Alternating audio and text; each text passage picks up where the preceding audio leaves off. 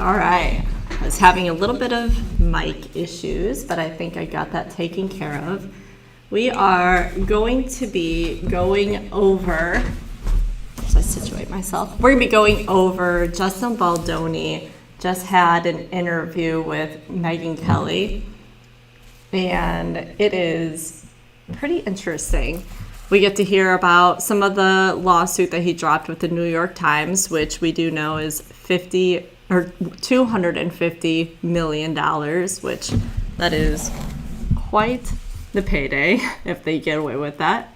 But they then discuss other lawsuits that are coming, and one in particular was not announced but is now officially announced, and I think you guys will be interested in it. So we're going to go ahead, pull it up, and then we can discuss what my thoughts are if anyone happens to be live. I know people are getting home from work, things are going on.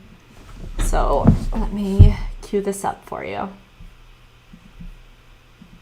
Brian doesn't care about party. He doesn't care about, which company it is. He fights for the ostracized loner who's getting dumped on by these companies, which leads us to the Blake Lively situation. Now, she would say in this situation, she's the victim, Baldoni's the bad guy. And just to lay it out for the audience in a little bit more detail, what she's claiming is that even though she was a much bigger star than Justin Baldoni, who I never heard of before this lawsuit, she's the much bigger star, and she's married to an even bigger star than she is. Ryan, cut from it. Let me go back. Hey, everyone, I'm Megan. Going back. Here it is. Scored I significantly. started watching some of it, but it's super interesting. Megan, wait till you see this lawsuit. Oh boy. Well, for what? I'm just going to tell you, you're going to have to wait and see. It's coming up soon, but it's all going to be based on evidence. It's not going to be just a lawsuit. It's going to be the kind of lawsuit that is full of evidence, admissions, documents, which prove exactly what she did and how she bullied her way through the process to take over the movie and used her PR people to try and destroy Justin. And that's what it's going to be, essentially about. But there will be a number of causes of action. There's a number of different defendants here. Stephanie Jones will be all over this complaint. That is the PR agent who was supposed to be working for Justin Baldoni.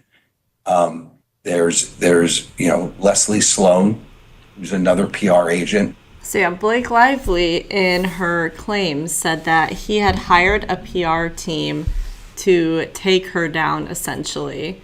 And it is now known that seemingly is not that way. We have a lot of documented proof that is not true.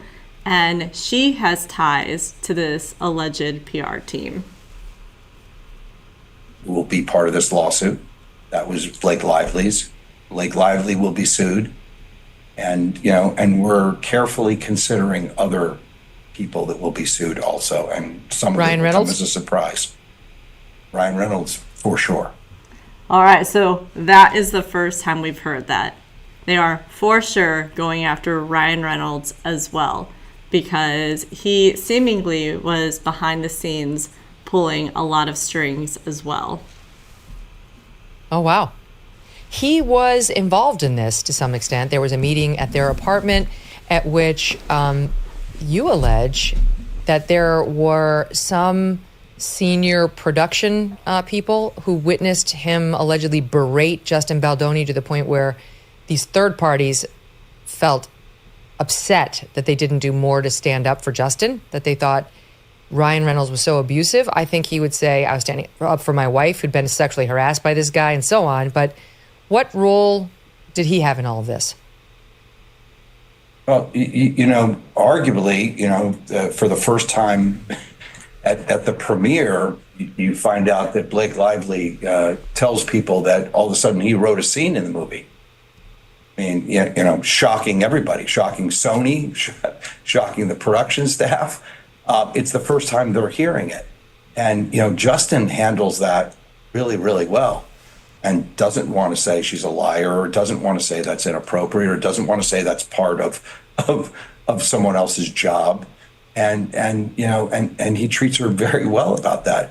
But what Ryan Reynolds, has seemingly done, right, is used his power and influence to not only help Blake Lively take over this movie, but he's used it, on Deadpool and to make fun of Justin Baldoni.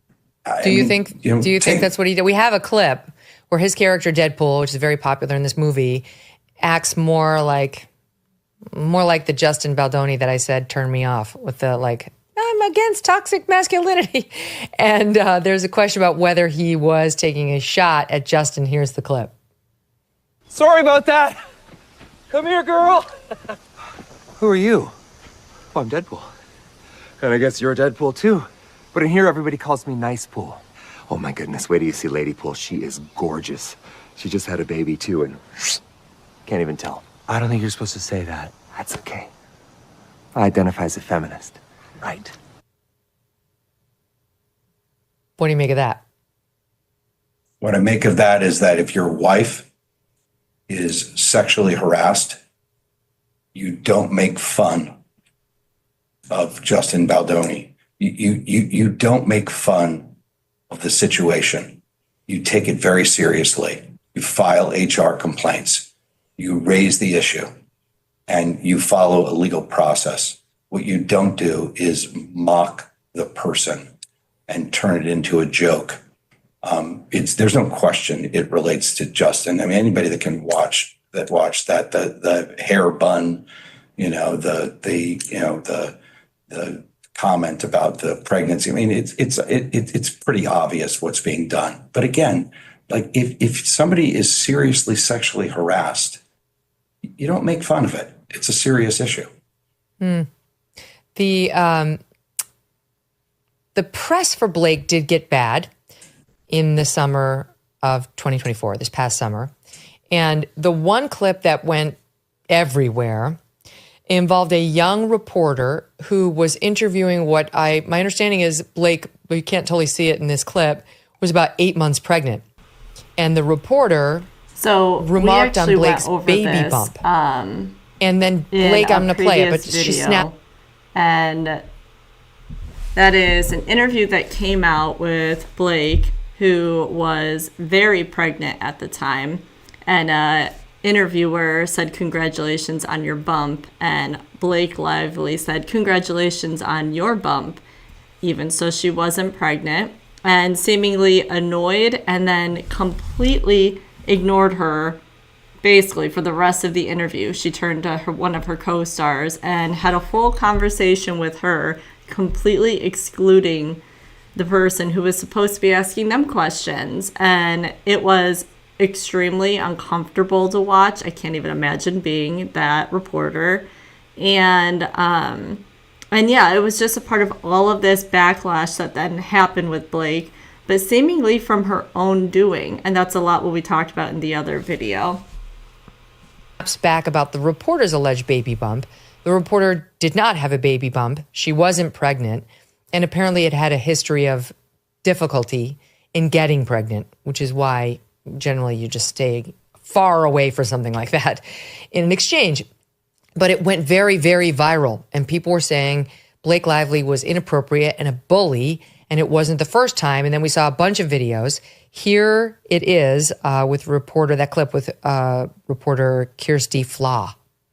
First of all, congrats on your little bump. Congrats on your little bump.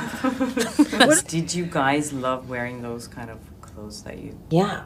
And, working in digital... Everyone wants to talk about the clothes, but I wonder if they would ask the men about the clothes. I would. Yeah, it's not just the women that have the clothes. But I feel like the women get the conversation. So there she was upset about being asked about the clothing.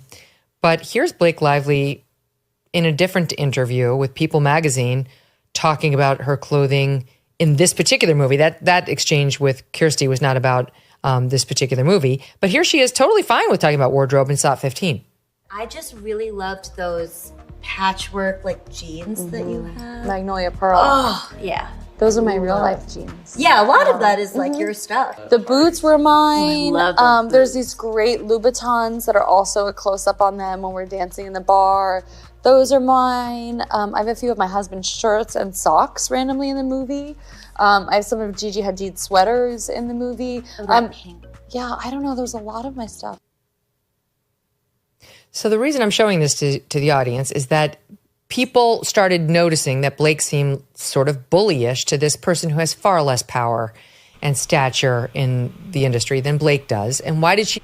So we know already that she took full control over the entire movie's wardrobe department when it came to her character.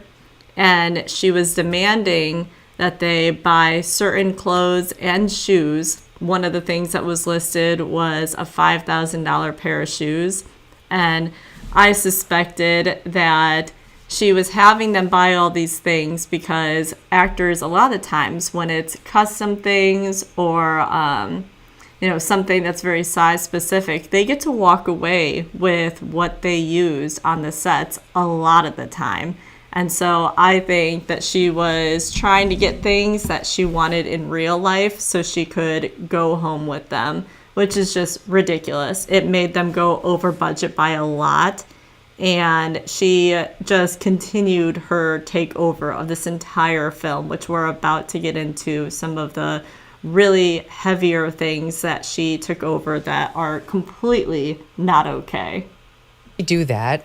It was when a woman's 8 months pregnant, it is not abnormal to acknowledge it in an interview in a fun way, but she didn't seem to take well to it. And Flaw responded afterwards saying that this whole thing got, publicized, your lawsuit, saying she is in no way connected to any attempt to smear Blake Lively. She doesn't know the PR people involved in this, and she said as follows: "I'm a journalist. This is what I do for a living. I would never accept money to jeopardize my integrity.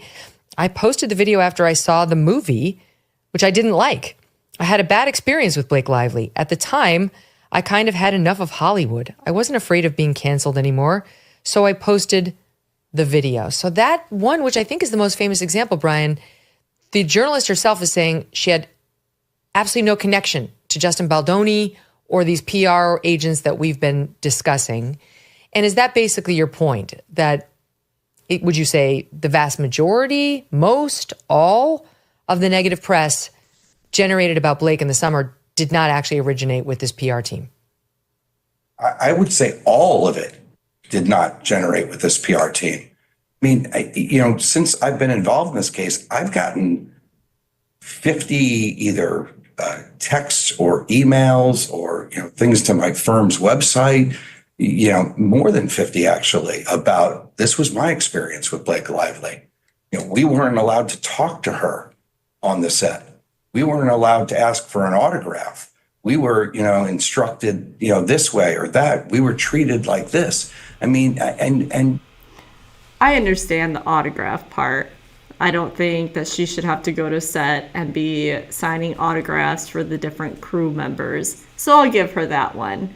But the not looking at, not talking to, all the things that she allegedly was put through during this film's making that we now know are simply not true.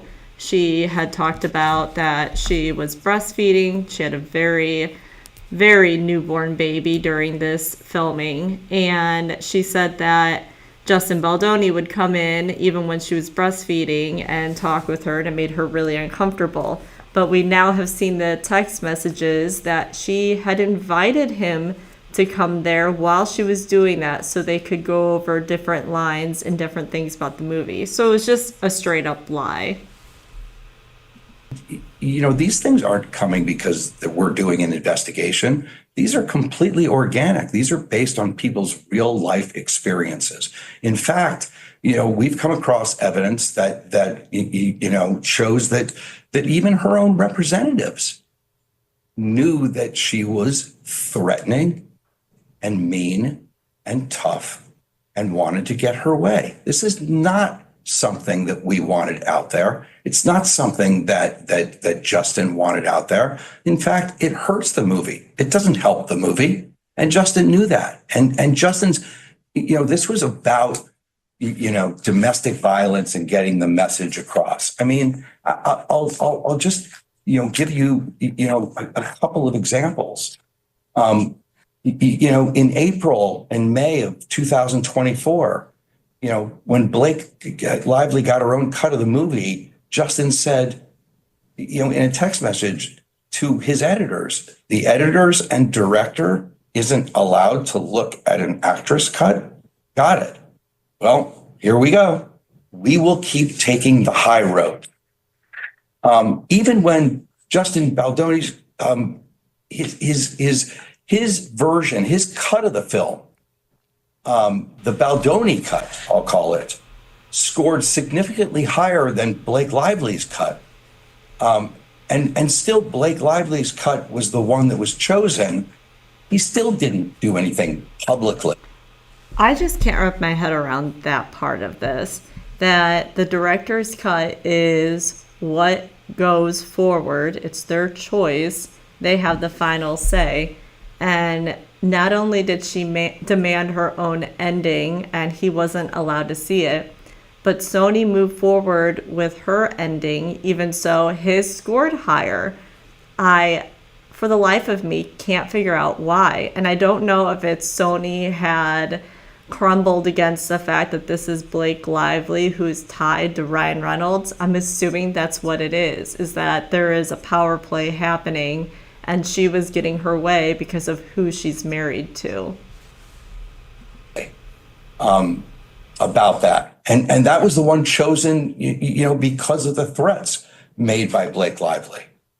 In fact, we have a source that tells us that some of the cut that she had has some of Baldoni's version in it. I mean, in June of 2024, Blake Lively took over the marketing for the film. Again, there's nothing nothing negative in the press or anything else like that. And Justin just wants to take the high road. Blake is in June of 2024. Blake's cut is chosen to be shown at Book Bonanza, and Justin and his editing team haven't even seen it. I mean, they haven't even seen it, and that's in a text message that they're not allowed to. Justin is shut out. He's giving notes as a studio, not as a director. He has not seen the locked cut of the film in July of 2024.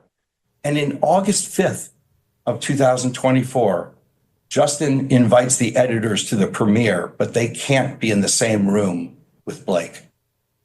Justin replies, "We won't be in the same room. I was asked not to even come to the premiere."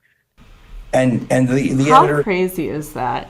That this is his movie. He was the one who got the rights to make it a movie. He thought this was extremely important to put out. And he didn't want to risk losing her.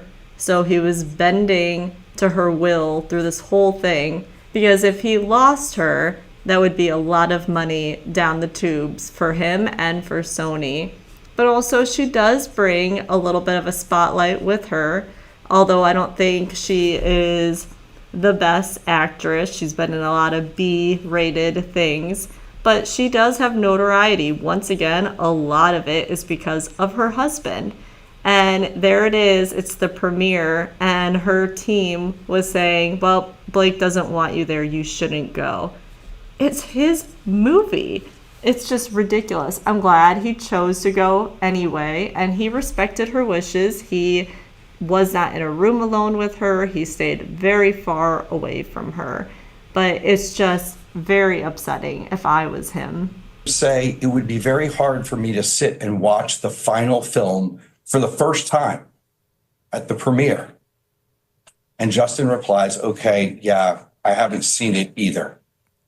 And, that's when you get to, the voice note. And even in September of 2024, without criticizing Blake at all, he says to the editors, "One day we'll finish our cut together. I would, of course, love to show the world the beautiful version we did. And he says in September of 2024, the purpose of the movie, the amount of women who feel seen. That's why we did this, and it worked. Did you know that American homeowners nationwide have over 30? Almost did unmic myself. So what are your thoughts with all of this? Do you think he has grounds for suing? I certainly think so. And with those grounds, how much do you think that he is going to be suing for? Like I said, he is suing New York Times for $250 million. They are a company though, so does that matter? And do you think that the Blake and Ryan's aspect will be different? So different lawsuits for each person, even so they're married and, the same money is pooled together. It is going to be very interesting to see what number he is going after each of them for, considering how massive the New York Times lawsuit really is.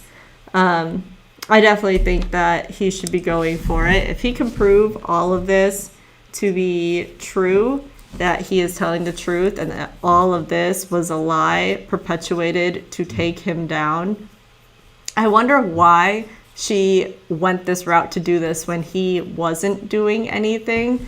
Or maybe she truly feels that he could have hired a PR team to take her down because of all the bad press. But all this bad press really is, kind of her doing. You have this all on video, documented proof that she has been mean and vicious, and it's just going to be crazy. So that is concluding this video. In a little bit, I've been taking notes on so many things today. In a little bit, we're going to be going over the YNW Melly trial. They had a hearing. If you don't know who that is, his real name is James Demons. Heck of a name. He is charged with allegedly killing 2 people and then staging it to be a drive-by shooting, and that he was the only sole survivor. But his legal team right now is underwater because there is an investigation that they helped set some of this up. So he has to choose if he's going to stick with his team. If he's not, we're going to watch the motion. In a couple hours, probably, I'll be back on. So as always, thank you for watching. We will be staying up to date on the lawsuit for Justin and Blake. And I actually thought he was going to drop it today. He said early this week that lawsuit will be coming out. So maybe tomorrow we'll have more information. All right, if you're on later, I will catch you then. Thanks for watching.